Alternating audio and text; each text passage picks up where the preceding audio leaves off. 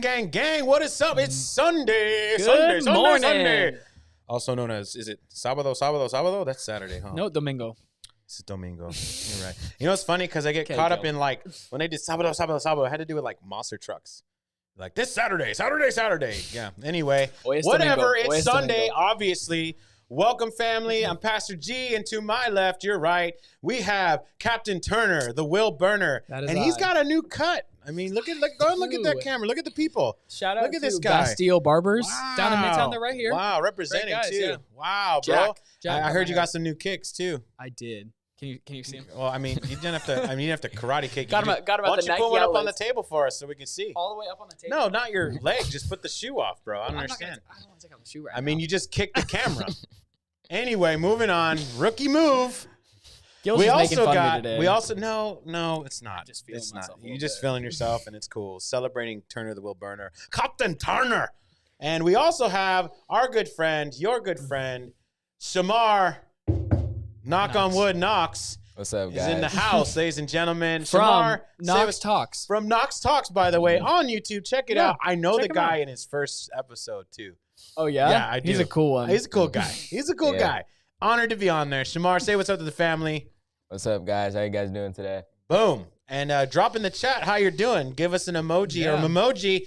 Let us know. Let us know your spirit animal, too. I mean, we all know that apparently Corinne Weeks, yours is the mouse. I don't understand that.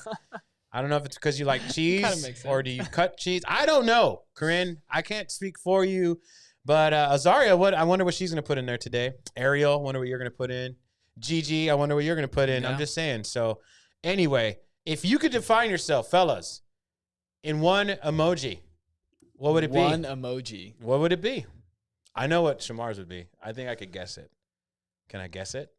You can try. Okay. It's a sneaker, bro. It's a sneaker. No, maybe a golf one. No. Maybe I would say probably a golf one. A golf ball? Is more, yeah. I don't know, bro. Like, I mean, the emoji that's like a T and like a little hill, you know? Are you making an emoji on the spot right now? No, that's a real emoji for golf. Yeah. Okay, I'm just asking.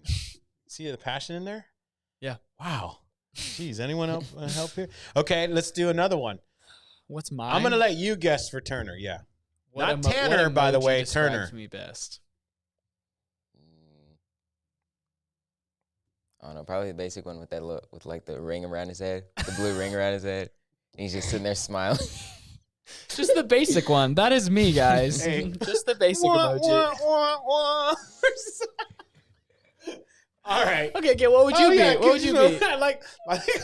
You'll be laughing one because he's constantly laughing all the time. Yeah. It's a little giggler. I'll give you that, bro. He said laugh, not giggle. So you guys need to work on that and go ahead and talk to each other.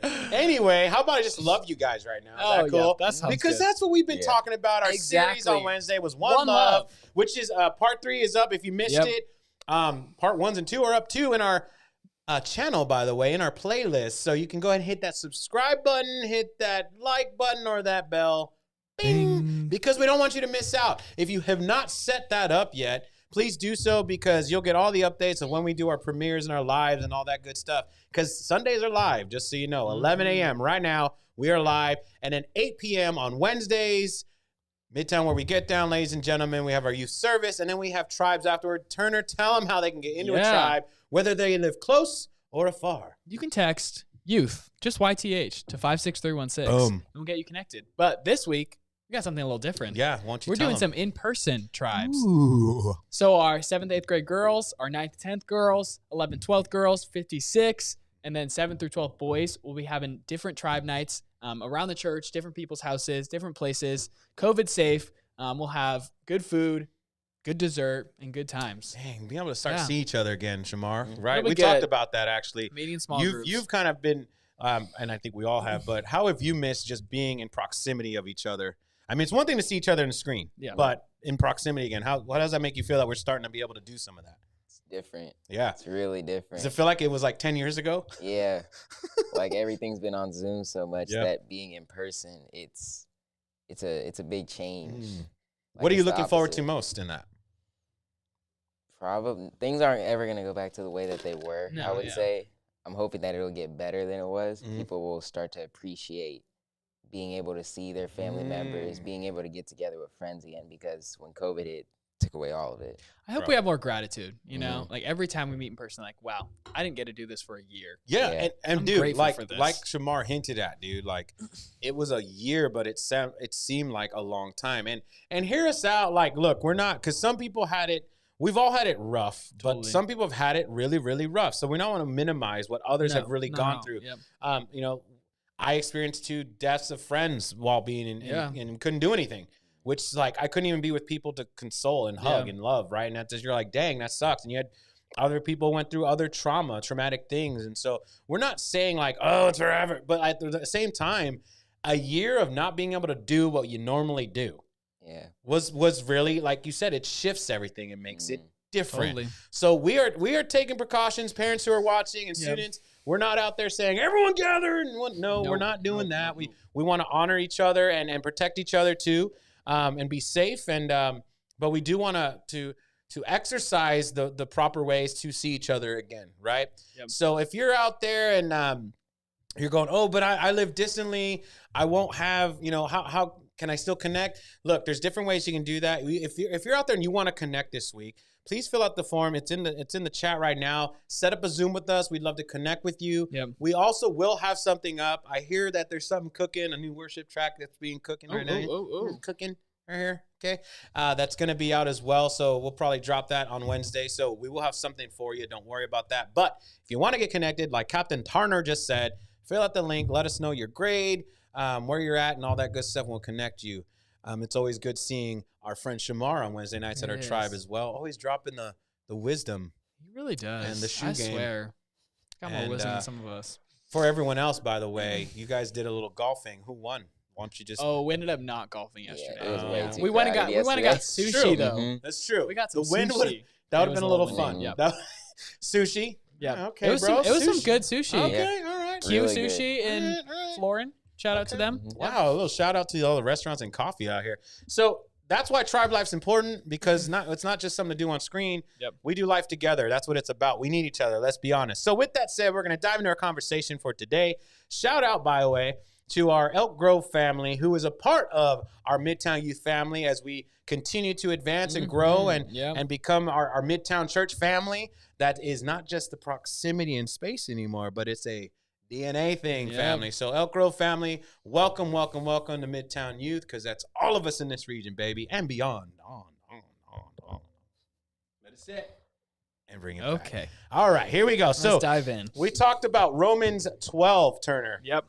By the way, Romans 12:9, Turner. 12:9. Yeah, I'm just going to make it sure. Thank you, Gil. And by the way, not that this has any significance,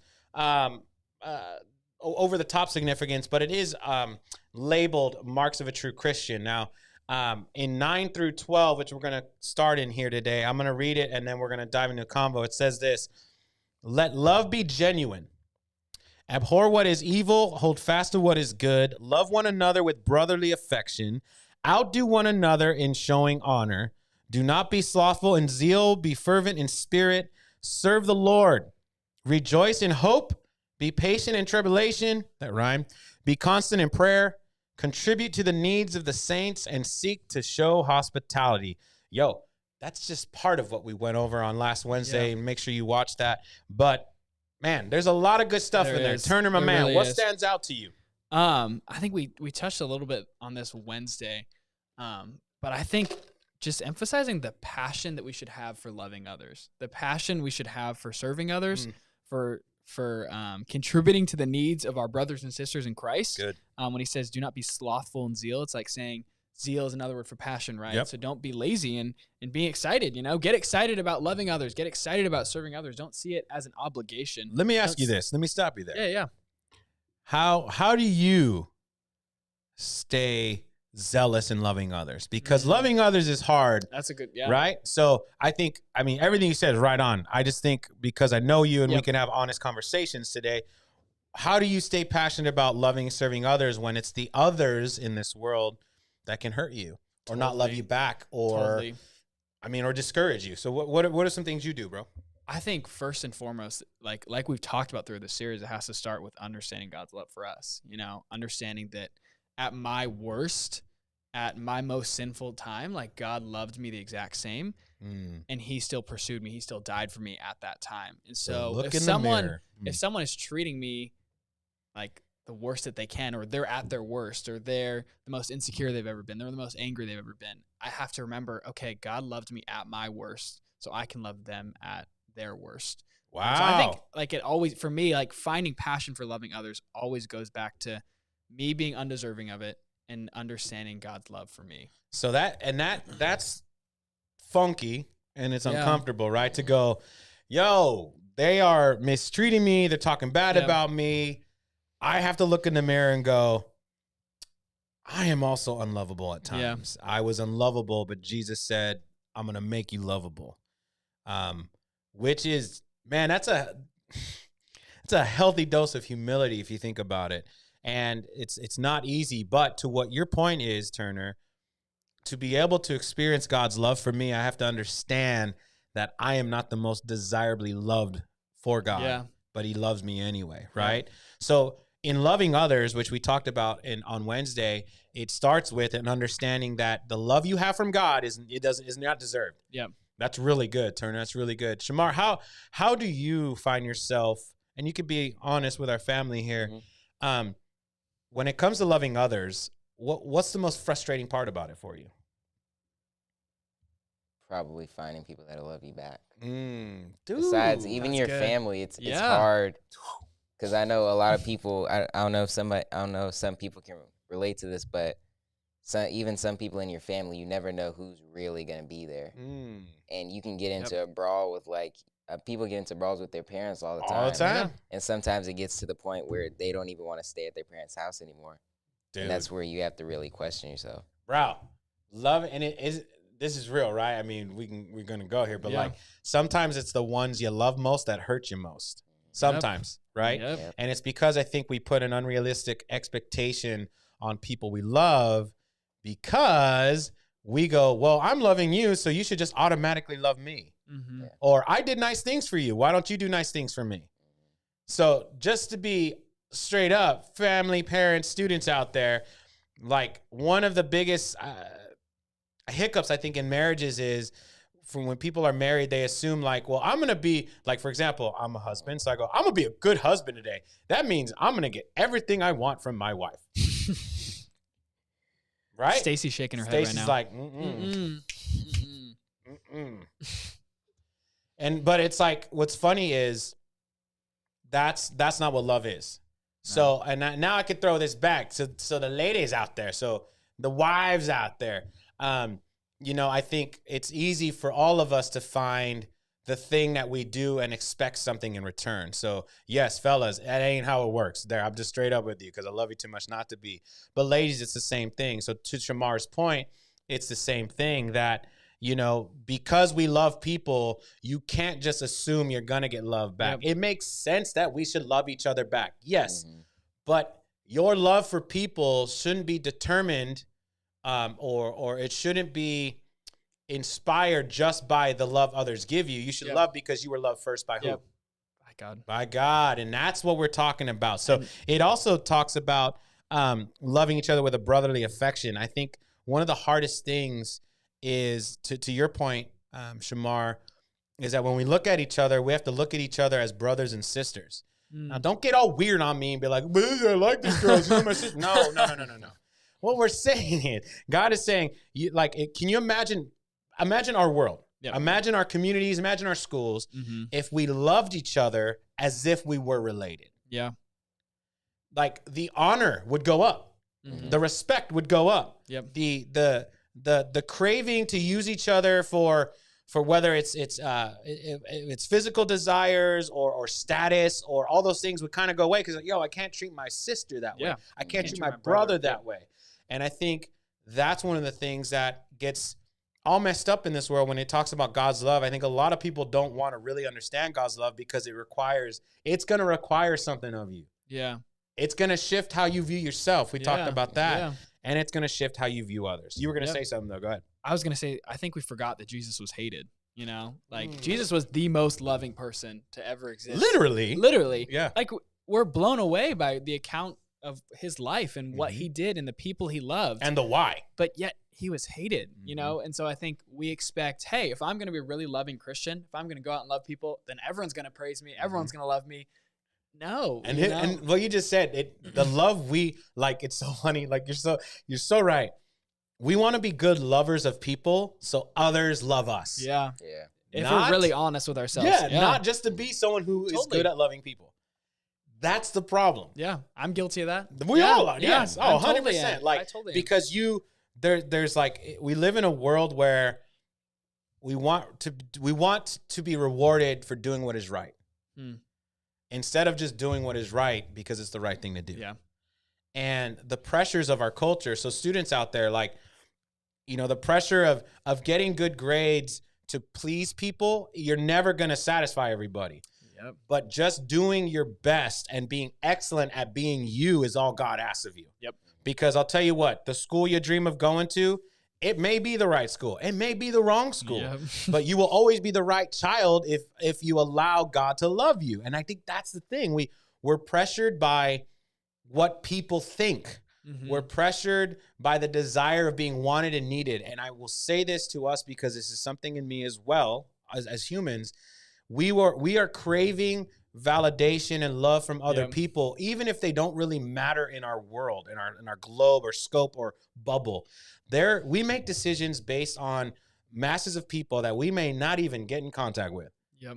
Do you know, family, students, that less than 4% of the people you are in school with you will ever see again? So that's crazy. all the decisions you're making about what you wear, how you talk, what you listen to, what you rock, less than 4% you will ever see again. And if you did, it's probably because you put in a lot of hours to catch up with people that you used to see. For example, I have people, shout out to my football brothers, Prince Hampton and Calvin Sparks and Caven Jackson, a lot of those guys, because of social media, we've been able to connect. But even, we don't talk all the time. No, yeah. And we were tight as football brothers in high school, but they're people I don't see all the time. So if there's a void that big that we are like wanting to be loved and praised by people that aren't really in our lives, when God already says, I love you even at your worst, you have to pick. Yep. We have to make a choice and we have to fight for that, right? Yep. So what would you say, Turner, for you, has been the hardest part of that fight? I think pleasing others for sure. Like I'm naturally a people pleaser. I love others and I love like making them happy and I love doing things to make people happy. And so one thing that I struggled with, especially in high school, was like what are people going to think if I love like this? It's good. What are people going to think if I'm like this unreasonable and radical, like in my love for others? Because if we're being honest, like if we truly followed the love that Jesus told us to follow the love that Paul outlines here, like people are going to be offended by that. People are going to be like, that's too much. Why are you talking to that person? Why are you doing this? You know, why are you doing all these things and sacrificing? Where do you think that stems from? Let me ask you that, like from the other person, because like you're saying, which is really good stuff, by the way. You're saying that you cared what people thought. Yep. And the pushback you would get from people, what do you think is that problem with that? Why would they push back on let's say a radical love for others? Why do you think that is? Probably like because they don't love themselves or they don't know God's love, you know. And so they're pursuing. So they have an expectation on you. Yeah. That when your love shifts from them to someone else, what happens? What happens when you shift your love from them to someone else? They're hurt by that. Yeah. Right. Because I'm not loving them right the way that they want, which is the innate human thing. Yeah. Right. I actually that was something that happened in high school. Is my friend group got really jealous of the way that I was like serving in church and like meeting with people and like loving on people, because they're like, you're supposed to be with us all the time. You're supposed to be doing these things and hanging out with me, and they got really jealous of that because like they didn't have God's love in their life. They didn't know God's true love for them, and so I was the only like person showing love to them. And when they lost that because I was loving someone else, they were offended. They were sad by that, you know? And by the way, I just want to preface this. That wasn't like a point finger at them. No, that was like, we are all that person. Yeah, yep. Like I do the same. Yeah. We are all that, like, we have this expectation on people that love us, that they're just going to give us back the love we've given them that way. Now, I know what you're saying, like, you're like, but that only makes sense. Yeah, that makes logical sense, except for the fact that, like, when it comes to my kids and my wife, like, you know, everyone else, you're not going to completely win that. Mm-mm. You're not going to win that. I love all you guys. Yep. But, like, you know, there's a duty and a responsibility I have as a husband, as a brother, as a man, as a, you know, as a husband and a father, that, you know, you can't give that to everybody. But everyone's in such dire need of love that there's this weird expectation. And if we don't get it, that's where the hurt comes from. Yep. That's where the jealousy comes from, because you're going, I want that. Yep. And what I think what you're hinting to and what you're saying, bro, is that when we fall more in love with God, we are more full of his love, which means we're not going to need the little cheap seconds and thrift store love from everyone else. We don't need that, like, the coupon super value meal love. We can have the steak dinner love. Or to my vegan families, that nice steamed plant-based steak love, whatever. You know what I'm saying? Cauliflower steak. Yeah, you know what I'm saying? That feel the fulfilling love. Mm-hmm. When we are, God's love is not like the quickie love. It's not the cheap love. Like, God's love is like, hey, you've disobeyed, you've rebelled, you've sinned. I'm going to pay for it, love. Mm-hmm. We have to remember that. And I think a lot of people don't understand God's love. I'm not saying I'm an expert at understanding the fullness of God's love. I'm a broken human. What I'm saying, though, in the moments and seasons of my life where I've drawn closer to God's love, I've felt more fulfilled in life to not need all the secondhand love. Totally. Make sense? So, Shamar, what is it that stands out to you most about God's love for you? And then the second part of that, okay? What does that do to you to love others? He wants you to love not just him, but everybody else around you. So it's like going off of the point of Turner's. When you have the main basis of when this happens is you'll have your best friend and you'll have your girlfriend, and it shifts either one way or the other. There's no middle. Somebody's gonna get jealous either way. Yeah. Bam, Shamar. God doesn't like that. God doesn't like that. He wants you to love everybody as one.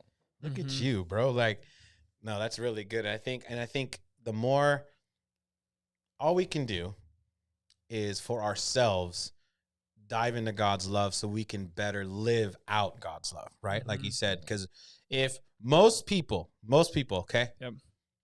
When we are in tune with God's love, we don't really have that need or desire to have these little fixes of love from everyone else. Yep. And I will say this, that will affect how you serve God, by the way. If you are only looking to do something and love others so that God is proud of you, you're going to be very disappointed, because he doesn't do a star or point system with you. No. He goes, look, at your worst, I loved you. Now just love people like I loved you. Yep. And the hardest thing for us is we're going to have to get out of our comfort zone. We talked about it today as a team right before this, even, of just going, man, even serving God, like, a lot of us do it to get a pat on our back. A lot of us love others so that we can feel better. Or some of us, we say the word karma a lot. Like, you know, we want to put good out there so good comes back. Like, God's saying, yo, love when bad comes at you. Yep. Love when the enemy's in front of you. Like, love your enemy. Like, he doesn't say, like, wishfully hope that because you do good things come back. He's like, I did a good thing when I was facing death. Yeah. You know what I mean? So that's what's powerful about God's love, and what separates it from human love is no matter the condition or the context of what you're living or what you're going through, trial, tribulation, struggle, opposition, whatever, he's saying, choose my love. If we choose God's love, we will ultimately change how we view God, how we view ourselves, and how we love others. Yep. Period. Anything else you'd like to share and say, Turner? No, I don't. Yeah, I think you nailed it right there.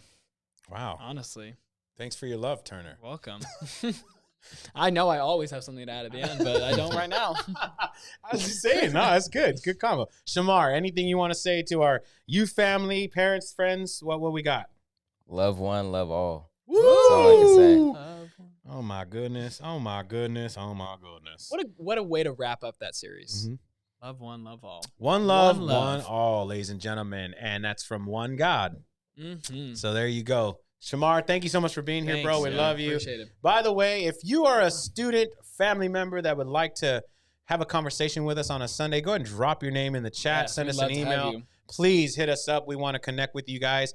Everyone else, once again, go ahead and hit that subscribe button, hit that like button, or hit that bell. Bing, because we do not want you to miss out on all the content, but the community. So whether you are in Sacramento or not, whether you're in Elk Grove or not, whether you're in Oakland, California or not, you can be on the East Coast. I'm just saying, we got love for the East Coast love. We got the Boston East love. Coast love around here, all right?